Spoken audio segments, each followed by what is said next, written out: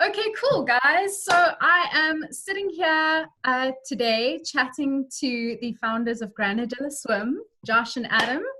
I was actually on Instagram the other day. I'm a big fan of what you guys do. I love your brand. And I was reading your Instagram story about how you've been able to kind of pivot your business with everything that's going on at the moment to kind of change strategy, be agile, and do something that means you keep afloat during this really difficult time.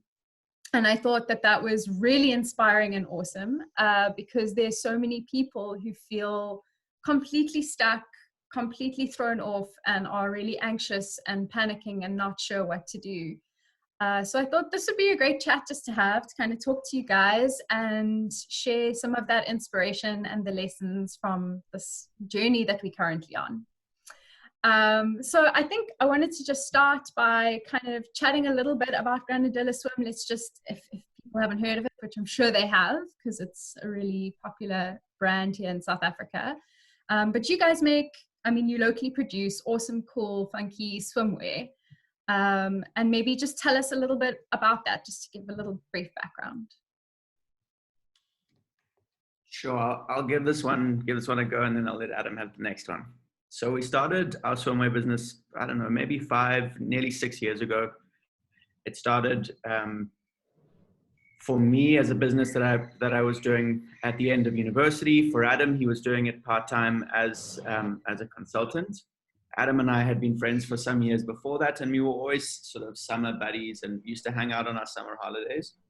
And the business was born out of the idea of actually wanting to start and sell items online. And so the product that we chose was these men's brightly colored swim trunks. We kind of figured that they weren't too difficult to sell to a guy without having to try them on.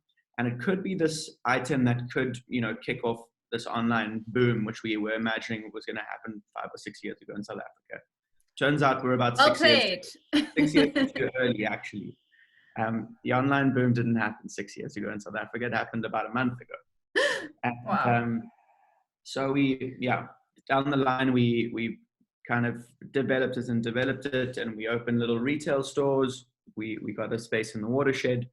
We started a small wholesale business. We kept our online store, but it was never a huge part of the business.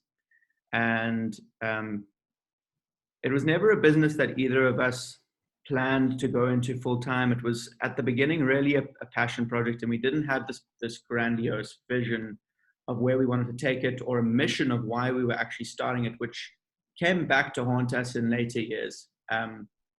But led us to this point where we were able to create a brand that had some great recognition around the country. It really brought a smile to a lot of people's faces, and it was a great business for us to run somewhat digitally and remotely. Adam, for the first 18 months of being part of the business, was actually living in Papua New Guinea, and I was living in Edinburgh, and we were running this business. That's amazing. Yeah. So that's a little roundup of Granadilla Swim. Nice. So actually, this whole remote working situation isn't all that alien to you guys. You've been on this rodeo before. To some extent, yeah. I guess we had some experience. So tell me about the moment, because I think it was weird. There's this COVID kind of rumbling in the background. I remember a couple of months ago, still at the beginning of this year, we were at work and I was like, guys, what is this corona? What are people talking about? What is this? And then suddenly it became kind of very serious, and then it became super serious. So I want to know, when was the moment where you guys kind of stopped and said, okay, whoa, we need to think about this for a second. Things are going to change. We need to adapt. Like, what was that moment like, and when was it? I think probably, it's difficult to put a pinpoint in time. And I think it was very quickly, it escalated in terms of seriousness. And I guess it was when Europe started to have a breakout, right? Italy became seriously affected, and I was like, all right, this is going to come here at some stage. I think we hadn't yet had any cases, but it was kind of inevitable. And if you were staying, online with news, you were kind of, reading up about the likelihood of where this thing could go. And we all know what it's like living in a lot of South African communities. And we just recognize the fact that some form of lockdown or some form of economic impact is coming. and what can we do about it? So at the beginning, it's kind of just like, all right, well, let's just pan it out for a little bit.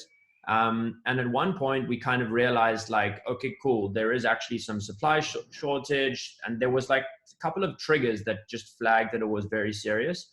And I think at that moment, the first thing that we did was said, okay, cool, we need to adapt. And the first step of adaptation is to reduce our costs. We need to lean out this business. And I mean, just for clarity's sake, it's worth mentioning that Josh and I are co-founders and business partners in 3 businesses, one of which is Granadilla Swim, which is, you know, the one that we I've chatted about. The other is an event space. It's called Rooftop on Bree in Cape Town. And the other is a kombucha brand, which manufactures kombucha and retails it at the Oranistic market, but also hopefully soon to some bigger chain stores. So we kind of looked at these 3 businesses independently and said like, right, what's going to happen? So Rooftop on Bree, that's right, 0 revenues forecast for the foreseeable future. No one can hold an event. Mm. And so that one was, you know, quite a clear one, just bring costs down as low as possible. And basically like stop trying to even sell anything there, right? Just minimize costs, right? That's the first thing. Sunn Kombucha was a little bit more tricky, and Granadilla we kind of combined, which I won't jump ahead in the story here. But I suppose, yeah, the initial realization was that there was going to be some demand side effect, whether it was full lockdown or self-isolation, or whether there was just economic recession, and things were going to be, you know, negative or adversely impacting our businesses. And I guess there was a sense of relief that this didn't happen at the beginning of summer. To give you an idea, for Granadilla Swim, we buy, you know, 80% of our products that we sell for the summer season, we've purchased by about September. So at that point, we're sitting with a huge amount of stock, you know, 20, 30,000 pairs of shorts in the storeroom. And if we'd had a lockdown in November and December, I mean, there is no way that we would have survived it, right? Just zero chance. So there are other businesses that are on the flip side. You know, I don't know which business or particular industry that thrives in winter, not one that comes to mind off the top of my head, but I mean, you know, someone that relies on April, May as being their big months of the year, I mean, it's devastating. Yeah. So, okay, so you've got these different businesses, and I hear what you're saying when you say reduce costs. And I was actually chatting to some other businesses in our community, and that's something they also kind of said. They said there's this almost this opportunity right now to go back to the real fundamentals of your business. So what is it that you actually do, and what are your costs every month, and how can you like reduce that to the absolute minimum? So that's, I mean, essentially that's what you're saying that you guys have kind of done. Yeah. So tell me, now you've had this moment where you're like, okay, we need to change. We've got to be strategic about how we do that with our various businesses. I think it was really amazing for me to see how quickly you guys were able to do that. Like, you didn't wait to, you know, flesh that out too much in your head. Like, it seemed like you really acted quickly, which I think was a good move. How did you go about making this change? How did you decide what you were going to do? And how did you mentioned it just now, how did you use your different businesses to kind of support each other, I guess? So as I was saying, for these 2 businesses, Granadilla and Sunn Kombucha, it felt like, look, there's not much we can do here. Fortunately, it's winter time. Let's bring our costs down and, I guess, to use a financial term, extend our runway. In other words, make sure that we have enough cash to get us through 1 month, 3 months, or 6 months worth of, you know, 0 revenues. So this was almost a separate thing. I literally woke up in the morning, and the first thing I thought was, we have this little stand at the Ranyasik City Farmers Market, which we sell kombucha at. And I basically realized, like, there's no way that market is going to be able to trade next weekend. It was just, they hadn't announced it yet, but we were just at the point where, you know, it was like, can events go ahead? It was on the fringe. And I was like, look, there's no way that they can sensibly be open next weekend, which means we're going to have no revenue, which means that the other 30, 50, I don't know how many stores there are going to have no revenue. And it just kind of a penny dropped for me. And I was like, we can distribute these, small businesses produce, right? We have a marketing team, we have a Granadilla logistics and kind of, excuse me, support arm. And we can really quickly get produce into a box and send it out to people using the existing infrastructure we have. We have a kombucha factory, which has a massive cold storage. It's a sanitary facility that's, designed for making food. It's a Granadilla brand that people recognize and that people know. We've got a good social media following. We've got logistics partners. We've got customer service teams that are used to doing with all of this stuff, and it was kind of just running our online business with a slightly different product and using our kombucha factory to process and package this product for us. So it was actually a very, fortunate situation that we had all these different assets that could pull together, and meant that within 48 hours from basically waking up and having this idea, 2 days later, we were delivering our first boxes. And yeah, I guess it was just a very fortunate circumstance. Had we not had the kombucha factory, we wouldn't have had somewhere to do this operation. And had we not had the Granadilla brand, we wouldn't have had the reach, the customer support team, the website, the logistics, and all of that stuff. It's not to say that it went together seamlessly. There were, hiccups, and we had to solve some things, but really we were just in a uniquely fortunate position to be able to put these two assets together and kind of, make this happen. Yeah. So for me, that's also just highlighting right now how important community is. You were also in this situation and environment where you had access to other business owners, that you had some sort of sense of community that you could draw on and pull on and kind of come together and help each other, which I think is happening a lot. And that's really exciting to see, because I think it's that collaboration that's ultimately going to pull us across this mess that we're in at the moment. How have your customers reacted? Do you feel like you're obviously leveraging off your existing base. How have they reacted to kind of your change in approach? It has been absolutely unbelievable. I'll let Josh take this, but the customers have just been ecstatic. There's just so many warm, wonderful stories of customers buying an extra box for their security guard, who, when they gave it to them, burst into tears, and then they had to burst into tears. We've been delivering to old people who are terrified of leaving their homes.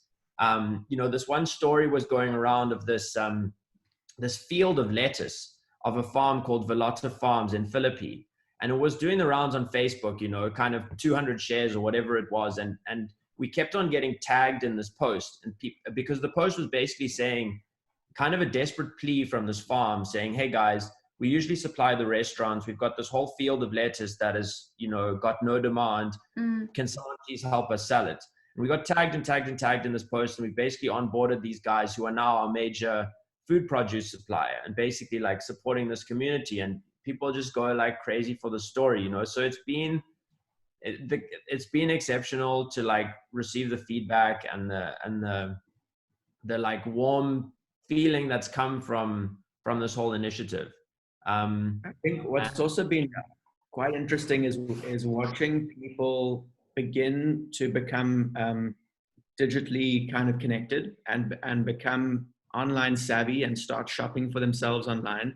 And even if they're not shopping for themselves, a lot of younger people are shopping for their parents and for their grandparents. We're seeing a lot of people ordering boxes for delivery to not the same address as their card address, obviously.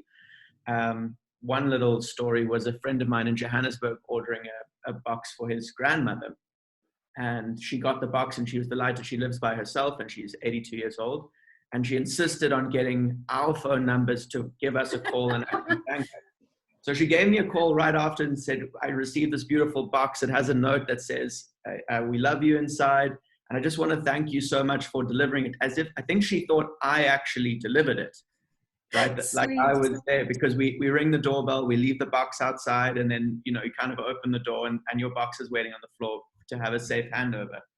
And it's been amazing. Really, really cool. And just wanted to touch on your point about community and how different businesses have pulled together.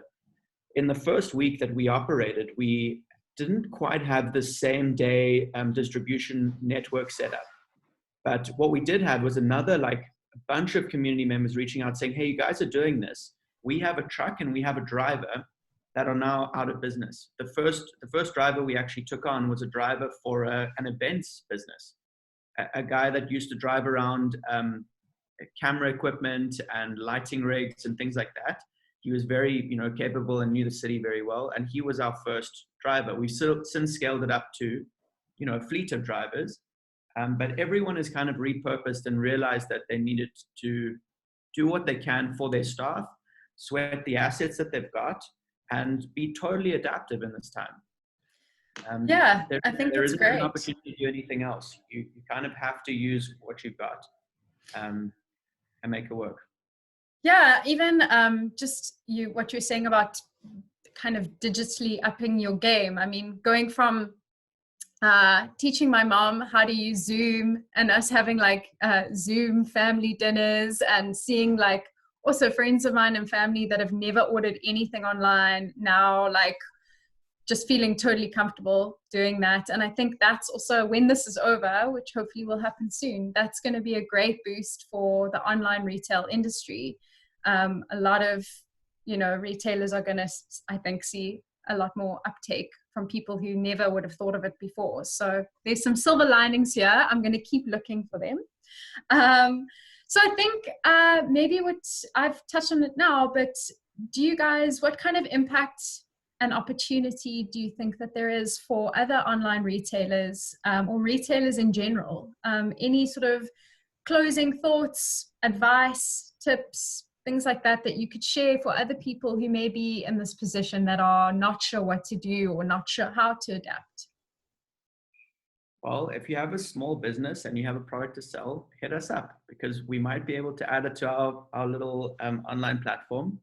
I like that. Our goal really is to support these small businesses and to give them an opportunity to sell a product that maybe because it's a niche product doesn't make sense to have its own website. Adam made the example of like the peanut butter guys.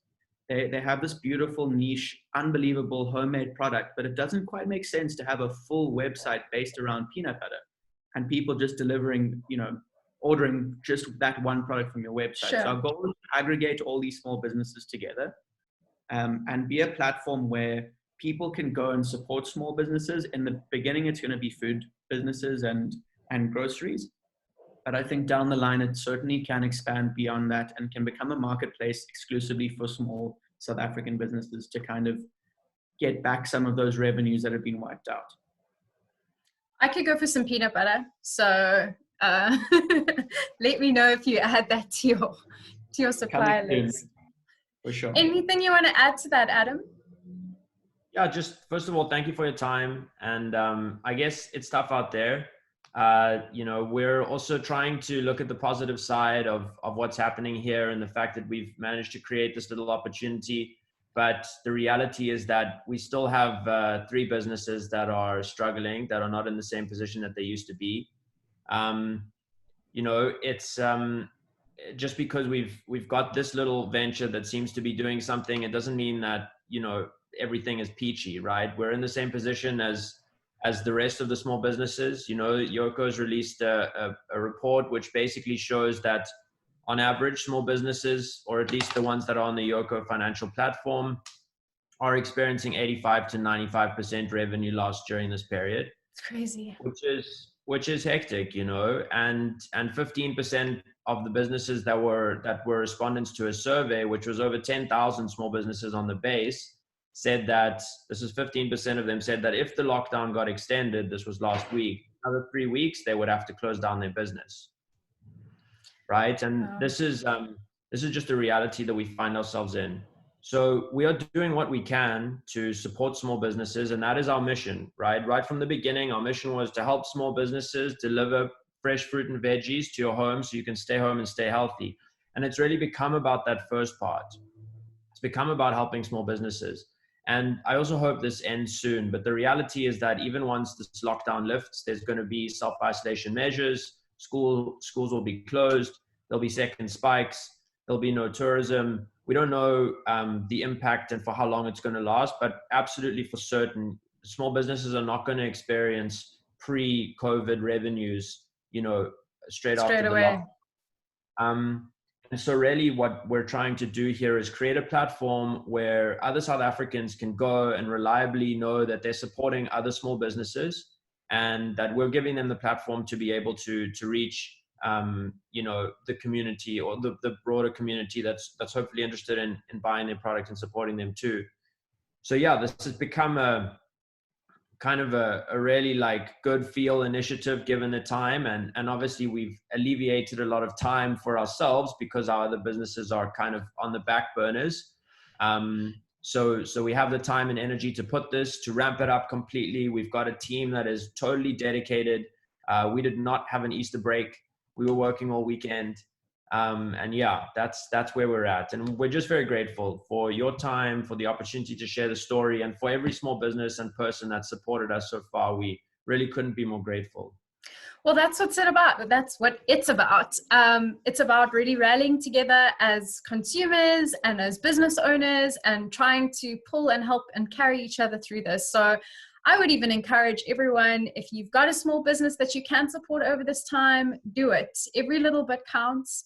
And it all sort of moves us forward to the end of this and beyond. So guys, I want to thank you so much for your time. I really appreciate it.